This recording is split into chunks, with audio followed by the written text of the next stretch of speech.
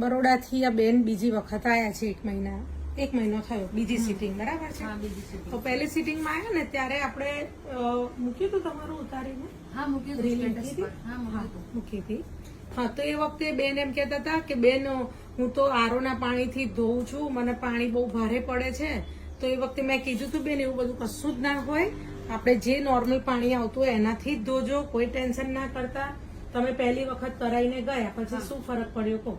પછી મેં મારા રેગ્યુલર પાણીથી ધોવાનું ચાલુ કર્યું ને એક જ વાર ખાલી હેર વોશ કર્યો ને એમાં જ મારા વાળ ઉતરતા બંધ થઈ ગયા.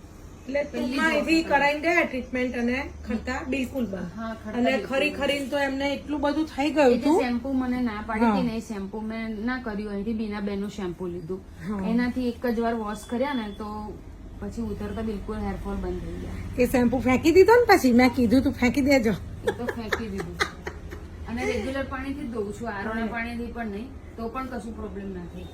સારું છે હે ને? હા, વાળ એકદમ સ્મૂથ છે મારા. જો હવે આ બધામાં ભરાતા ધીમે ધીમે ભરાશે, પણ એમને મેઇન પ્રોબ્લેમ જે હતો ને કે હેરફોલ એ બંધ થઈ એ ગયું. બંધ થઈ ગયું. એક જ વારમાં બંધ થઈ ગયું, એક જ વાર હેર વોશ કરવાથી. એટલે મેન્ટલી એટલે મને તો થોડું મેજિકલી જેવું લાગ્યું, મિરેકલ જેવું કે ભાઈ એક જ વારમાં હેરફોલ આટલા બંધ થઈ ગયા. મને એમ હતું કે ધીરે ધીરે ઓછા થશે, પણ એક જ વાર વોશ કરવાથી બંધ થઈ ગયા મારા.